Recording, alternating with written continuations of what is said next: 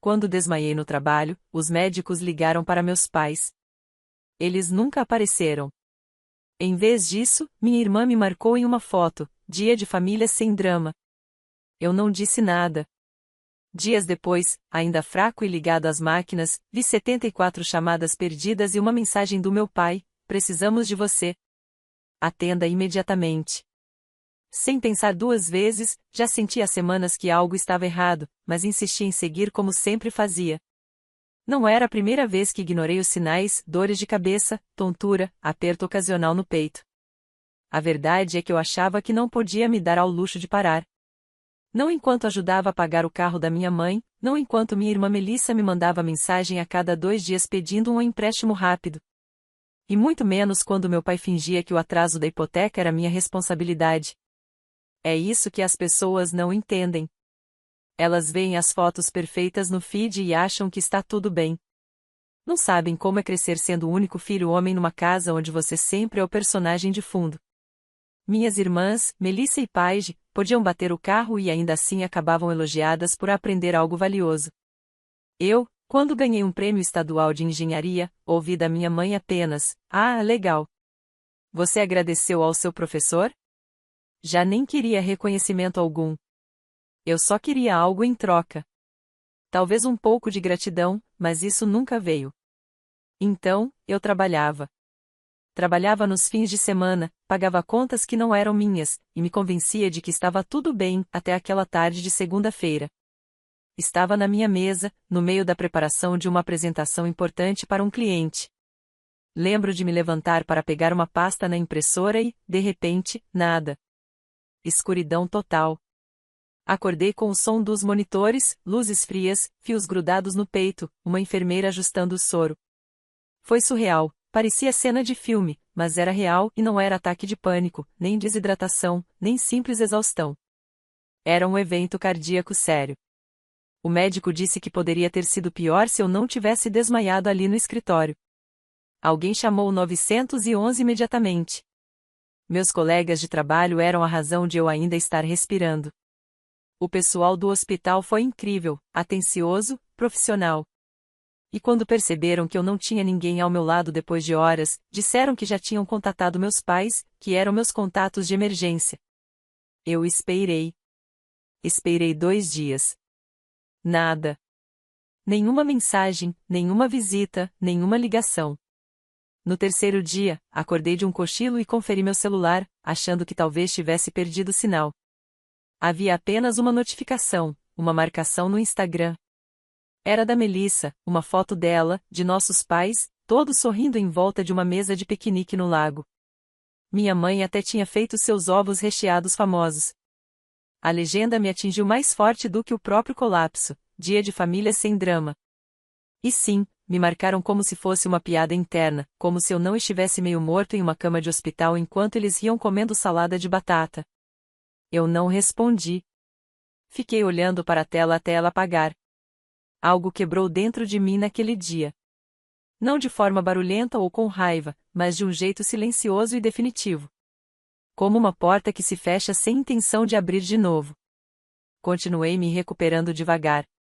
Os médicos monitoravam meu coração e faziam exames. Eu quase não falava, a não ser quando era necessário. E ainda assim, nada da minha família até 4 dias depois. Acordei com 74 chamadas perdidas e uma mensagem do meu pai: precisamos de você. Atenda imediatamente. Sem desculpas. Sem como você está? Só isso.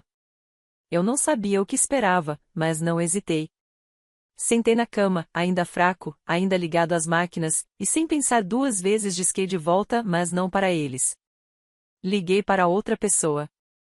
Olhei a mensagem do meu pai por quase 1 minuto. Precisamos de você. Atenda imediatamente. 4 dias sem uma palavra. 74 chamadas perdidas. E foi assim que decidiram falar comigo. Não você está bem, não estamos preocupados. Eu não senti pânico. Não senti nada. Apenas uma calma vazia, o tipo de silêncio que substitui qualquer emoção que antes teria aparecido em momentos assim. Foi aí que lembrei de um número. Um número que não usava havia muito tempo. Estava salvo com um nome que nunca apaguei, BMPS. Eu não ligava para ele há meses. Não porque não fossemos próximos, mas porque eu sabia o que ele pensava sobre o resto da família e tinha vergonha de admitir que ele estava certo outra vez. Mas naquela manhã, eu liguei. Ele atendeu no segundo toque, como se estivesse esperando. Não perguntou como eu estava. Só perguntou em qual hospital eu estava. Foi só isso. Sem hesitação, sem perguntas inúteis, sem silêncio passivo-agressivo. Apenas uma resposta imediata, como se eu importasse. Algo que eu não sentia fazia anos. Ele apareceu 40 minutos depois. De algum jeito, parecia exatamente o mesmo corta-vento, o mesmo relógio que usava desde que eu era criança, o mesmo olhar de quem nada o surpreendia, mas estava sempre pronto. Entrou, sentou ao meu lado, me olhou e disse: "Então eles finalmente te quebraram também, né?" Eu nem perguntei como ele sabia. Só balancei a cabeça. Ele ficou comigo o dia inteiro. Conversou com a enfermeira, fez perguntas de verdade, pagou discretamente por um exame que meu convênio havia negado sem fazer alarde.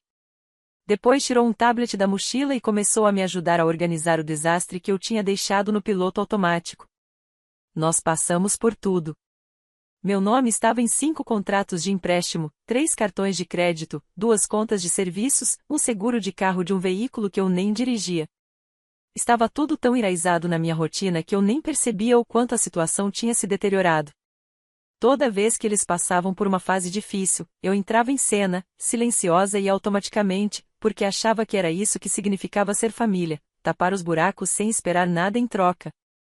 Mas a verdade é que eles esperavam isso de mim. E quando eu não fazia, ou não podia fazer, eu virava o problema. O drama. Eu começava a perceber que eles não apenas se apoiavam em mim, eles se apoiavam através de mim. Eu não era uma pessoa para eles.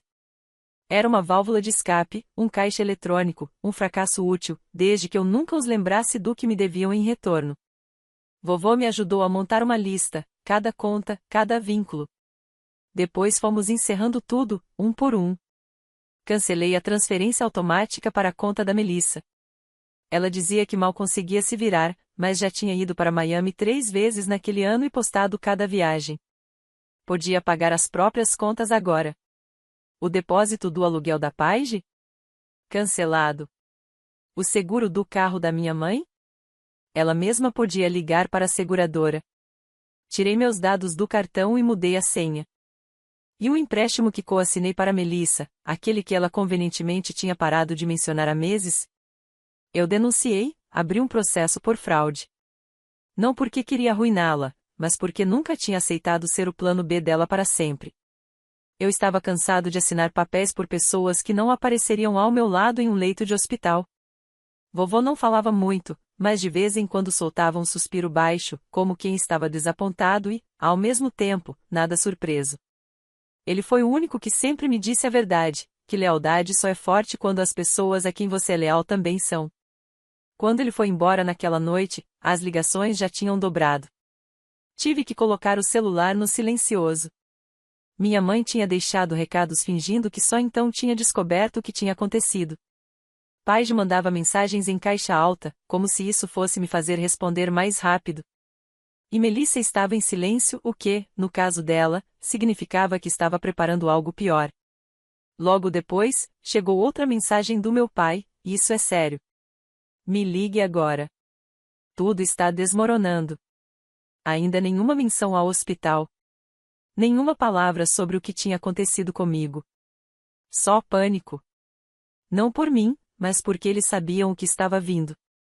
O primeiro dominó tinha caído.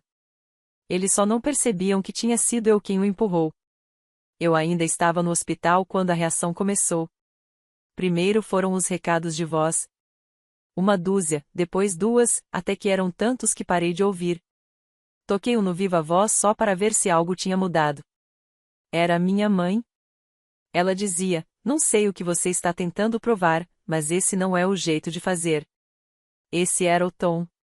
Nem medo, nem preocupação. Apenas frustração porque o caixa eletrônico tinha quebrado. Em seguida, Melissa mandou mensagem.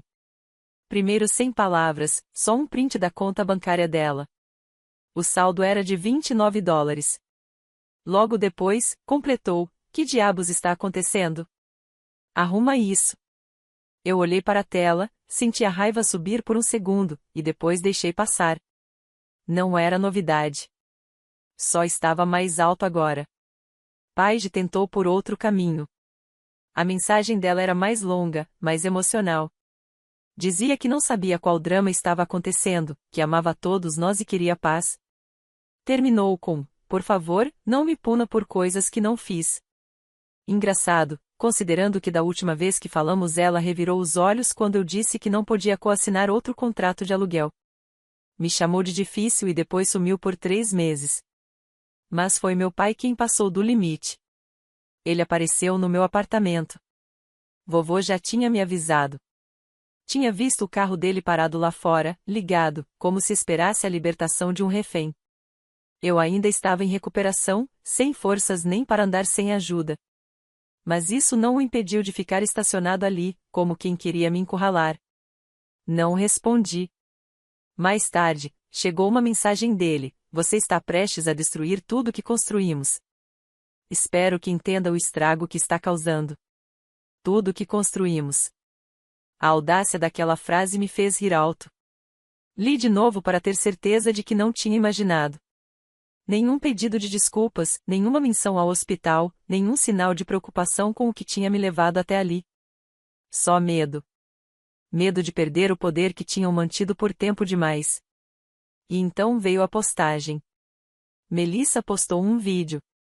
Sem música, sem voz, apenas uma caminhada lenta e dramática pela casa dos meus pais, completamente vazia. Não só esvaziada, mas vazia de despejo. Porta da frente escancarada. Sala de estar arrancada. Mesa de jantar sumida. Até as cortinas tinham sido tiradas. A legenda dizia: eles levaram tudo. E adivinha quem deixou? Assisti uma vez, depois abri meu app financeiro e puxei a hipoteca. Estava inadimplente de novo. Eles tinham usado a equidade da casa para pagar a dívida do cartão da Melissa e bancar a ideia de negócio da Paige, uma loja de velas, ou talvez uma boutique de roupas, nem lembro. Durou 2 meses e faliu. Nenhum centavo foi para a hipoteca.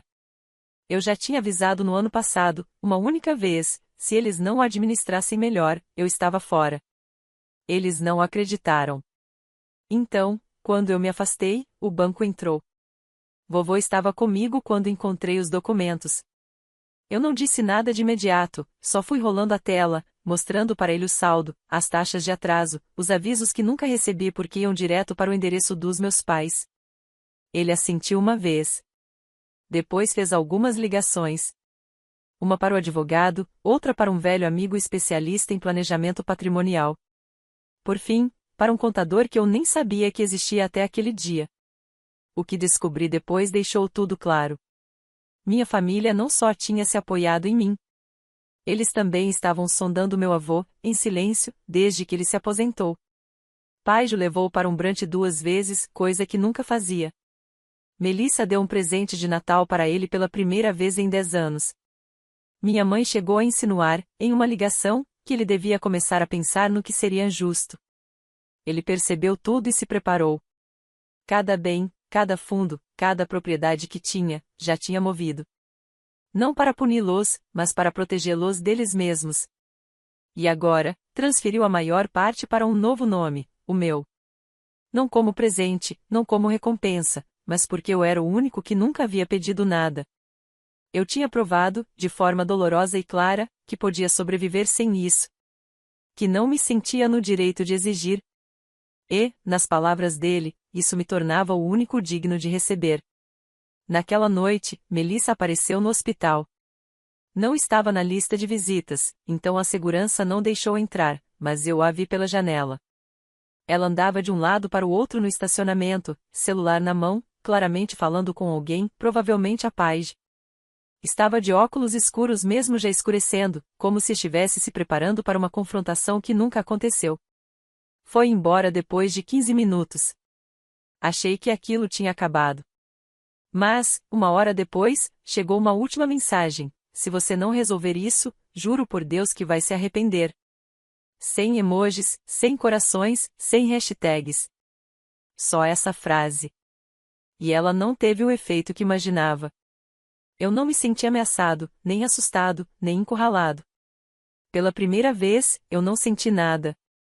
Eu já tinha deixado de tentar ser o filho, o irmão, o consertador. Agora, eu estava simplesmente livre. Tudo começou com uma batida na porta do quarto do hospital. Achei que fosse uma enfermeira. Não era. Uma funcionária entrou, meio constrangida, e disse: "Tem uma mulher lá embaixo dizendo que é sua procuradora médica. Ela afirma que é sua irmã e precisa falar com o seu médico imediatamente." Fiquei confuso. Eu não tinha colocado ninguém da família imediata como contato de emergência, só meu avô. Perguntei quem era. Ela conferiu as anotações. Paige. Quase ri. Ela não tinha me mandado uma mensagem em dias, não tinha me visitado, nem sequer reconhecido que eu estava internado, até o momento em que cortei a ajuda para o aluguel dela. E agora queria falar em meu nome. Disse a eles que ninguém estava autorizado. O hospital concordou e chamou a segurança, que a escoltou para fora sem deixá-la chegar perto do meu quarto. Pensei que fosse só mais um drama dela. Eu estava errado. Algumas horas depois, vovô entrou segurando um envelope pardo. Deixou em cima da cama e se sentou. Dentro havia impressões de uma troca de e-mails entre meus pais e um pequeno escritório de advocacia que eu nunca tinha ouvido falar. Eles estavam buscando informações sobre tutela legal, especificamente sobre mim. Li 3 vezes para ter certeza de que estava entendendo. Eles estavam tentando alegar que eu não estava bem, que era mentalmente estável, errático, possivelmente sofrendo de estresse pós-traumático ou colapso, e que minhas decisões financeiras recentes demonstravam um padrão de instabilidade emocional. O objetivo era claro. Se eles conseguissem que alguém, de preferência meu pai, fosse nomeado como curador temporário, poderiam congelar todas as reversões financeiras que eu já tinha iniciado.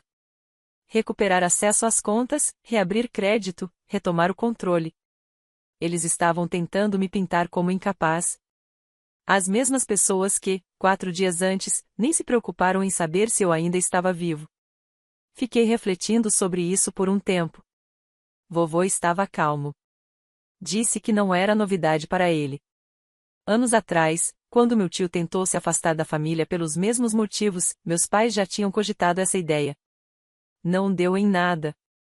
Mas agora, com dinheiro de verdade em jogo, eles estavam realmente tentando. Não ligavam porque se importavam. Ligavam porque estavam acuados. Passei o resto do dia em silêncio. Não triste, mas focado. Algo dentro de mim clicou. Eu tinha passado a vida inteira esperando que eles despertassem, percebessem tudo que eu dei, talvez até pedissem desculpas. Mas eles não iam acordar. Estavam tentando reescrever a história para me transformar no vilão. Então fiz uma lista. Cada conta, cada bem compartilhado, cada pagamento que eu tinha assumido para ajudar ao longo dos anos. Meu advogado, o mesmo que vovô tinha me apresentado, apareceu naquela noite já com a papelada pronta. No dia seguinte, entramos com o processo. Uma ordem de cessar e desistir contra minhas irmãs e meus pais, proibindo-os de entrar em contato com qualquer médico meu ou tentar se passar por procuradores médicos. Um monitoramento antifraude em todas as instituições financeiras onde eu já tivesse dado acesso compartilhado à família. Uma barreira legal contra transferências de propriedades ligadas ao meu nome. Se alguém tentasse vender ou mover um bem que eu tivesse coassinado, acionar um bloqueio automático. Também pedi ao meu RH para transferir todos os depósitos diretos para um novo banco, um que eles não conheciam, sob um truste criado pelo consultor patrimonial do meu avô. Foi a primeira vez na vida que me senti seguro. Mas então veio o próximo golpe. Paige postou um vídeo. A maquiagem borrada, a iluminação horrível, a câmera tremendo só o suficiente para parecer cru. Começava com ela fungando e terminava olhando direto para a lente. Ela não disse meu nome, mas falou o suficiente. Tem alguém na nossa família passando por algo sombrio. Estamos tentando ajudar, mas ele está reagindo mal e machucando pessoas. Não queremos perdê-lo, mas também não podemos continuar deixando ele destruir tudo que construímos. Tudo que construímos. Essa mesma frase de novo, como se eu tivesse simplesmente invadido o império deles e apagado as luzes. O vídeo viralizou rápido. As amigas dela começaram a comentar. Primos com quem eu não falava há anos mandaram mensagens enigmáticas. Até um ex-colega me procurou perguntando se eu estava bem. Melissa repostou com um emoji de coração e a frase: "Estamos todos orando por paz." Paz? Depois de tentarem tomar o controle da minha vida, do meu dinheiro, da minha saúde, eles não estavam orando por paz. Estavam orando para que eu cedesse. Mas eu não cedi. Em vez disso, postei algo meu. Só uma foto. Eu sentado na cama do hospital ao lado do meu avô. Nada dramático, sem textão, apenas, às vezes, silêncio não é fraqueza. É contenção. Sem hashtags, sem marcações, sem show. Mas eu sabia que aquilo chegaria até eles e chegou. 2 horas depois, Melissa ligou. Não atendi. Ela ligou de novo, depois a Paige, depois minha mãe. Todas chamadas perdidas. Então veio uma última mensagem do meu pai: "Não queríamos que chegasse a esse ponto. Você está nos forçando a fazer coisas que nunca quisemos fazer." Eles ainda não entendiam. Ainda achavam que estavam no comando. Não faziam ideia do que estava por vir. A carta chegou 2 dias depois, entregue em mãos no hospital, dentro de um envelope branco impecável. Abri pensando que talvez, só talvez, estivessem tentando se aproximar de forma humana. Mas não. Era jurídico. Um aviso de intenção de pedir curatela emergencial sobre mim. Li 2 vezes antes de dizer qualquer coisa.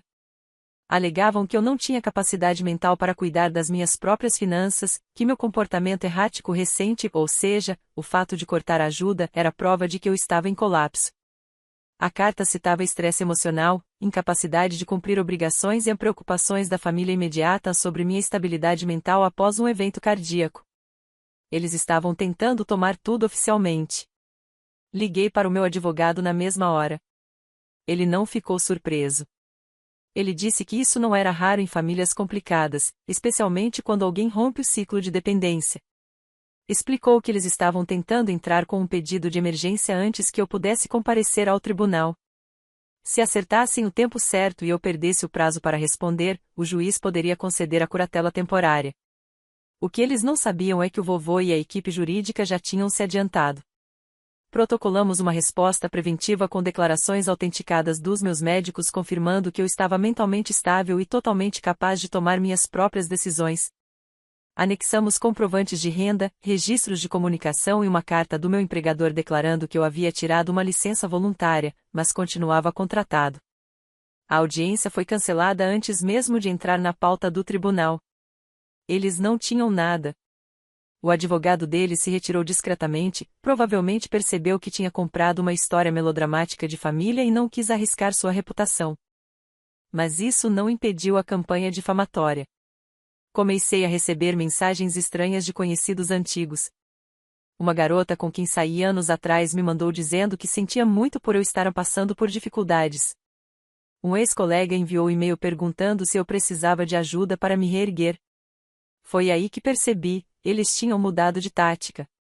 Estavam tentando manipular a narrativa, transformar minha internação em uma crise mental, pintar meu silêncio como prova de que eu tinha perdido o controle, se colocando como os únicos que queriam me ajudar.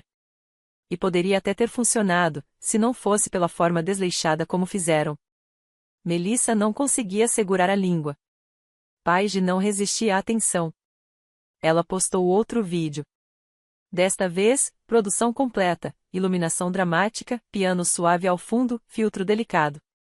Falava sobre como a doença mental nem sempre se apresenta como imaginamos, como algumas feridas são invisíveis, e como ela só queria o irmão de volta. Não disse meu nome, mas não precisava. Os seguidores entenderam na hora. A seção de comentários se encheu de compaixão. Mensagens do tipo: "Você é tão forte. Estamos orando por sua família. Ele tem sorte de ter você." Mas então um comentário mudou tudo. Alguém postou um print de uma legenda antiga da Melissa, "Dia de família sem drama", ao lado do vídeo choroso da Paige. A legenda dizia: E onde estava toda essa preocupação quando ele estava realmente no hospital? Explodiu. Os comentários viraram. A compaixão se transformou em indignação. Pessoas começaram a vasculhar posts antigos da Melissa, as contas de negócios do Pará, e até o histórico de cargos públicos do meu pai. O que encontraram não foi nada bonito. Melissa tinha me marcado naquela postagem de Andia em família enquanto eu estava na UTI. Paige tinha tuitado, 2 anos antes, sobre aproveitadores que fingiam traumas. Minha mãe postara uma foto de um jantar de aniversário apenas um dia depois de os médicos terem avisado sobre o meu colapso. Tudo voltou à tona. Jen, uma amiga do ensino médio que eu não via há anos, me procurou. Disse que agora trabalhava com mídia. Lembrou de como as coisas sempre pareceram estranhas na minha família, até quando éramos adolescentes. Ela disse que a internet só deixaria as mentiras irem até certo ponto. E não deixou. As pessoas começaram a fazer perguntas sérias. A lojinha online da Paige foi detonada em avaliações. Clientes exigindo reembolso. Influenciadores deixando discretamente de colaborar com ela. Os patrocínios da Melissa desapareceram em poucos dias. Uma marca com a qual ela tinha trabalhado chegou a desfazê-la depois de postar um pedido público de desculpas. Até o emprego do meu pai entrou na roda. Um cliente tinha visto as reais virais e comentou durante uma reunião. Ele ficou na defensiva. O RH foi notificado. No fim da semana, ele foi afastado. Pouco depois, demitido. Tudo o que tinham construído em cima de mentiras e privilégios estava desmoronando diante deles. Foi aí que minha mãe quebrou o silêncio. Mandou uma única mensagem: por favor, podemos conversar? Sem chantagem emocional, sem justificativa, só aquelas 5 palavras. Fiquei olhando para a tela por um bom tempo. Não senti satisfação. Não de verdade. O que senti foi distância, como se as palavras viessem de alguém que eu costumava conhecer em uma vida que já não existia. Não respondi. Em vez disso, abri o bloco de notas e comecei a listar tudo o que ainda precisava cortar, cancelar e encerrar. Eles tinham ido longe demais. Não só comigo, mas com a história que tentaram vender para todo mundo. E ainda não entendiam a única verdade que nunca se deram ao trabalho de considerar: eu não estava com raiva. Eu simplesmente tinha terminado. Achei que desistiriam depois que a tentativa de curatela falhou. Depois da reação pública, depois de perderem empregos, patrocínios e o restinho de credibilidade que tinham. Mas eu devia saber melhor. Pessoas egoístas não desistem. Elas se adaptam.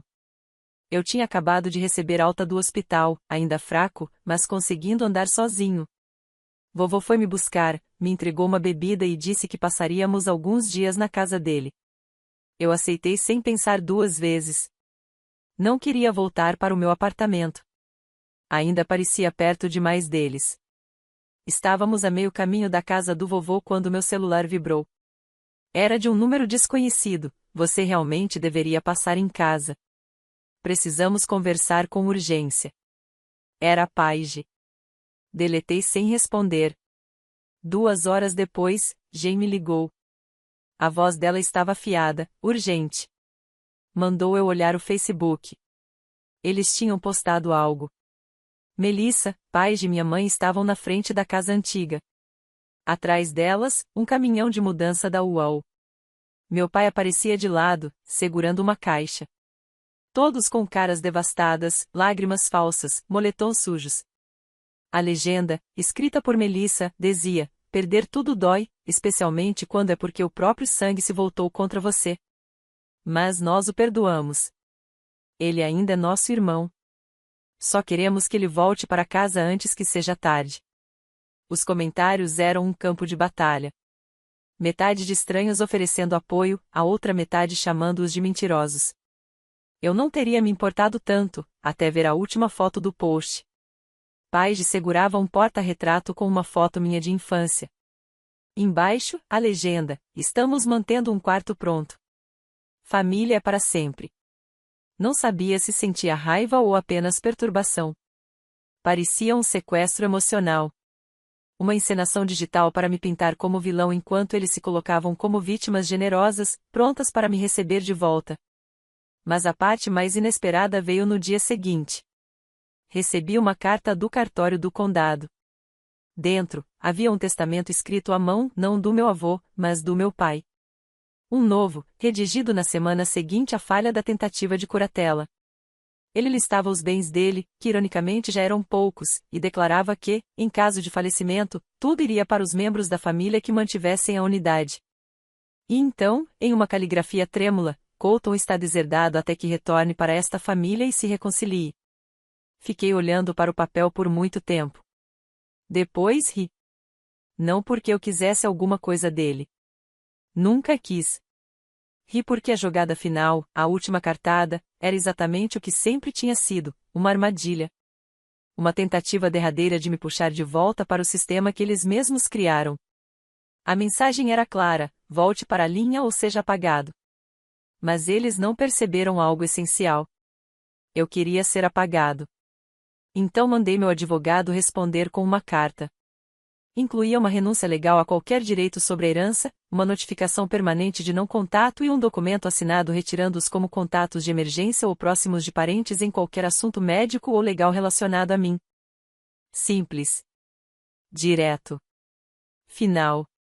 Eles tentaram me fisgar com culpa, com redes sociais, com dinheiro e, por último, com o legado. Eu escolhi a paz. 2 semanas depois, o vovô e eu nos mudamos para outro estado.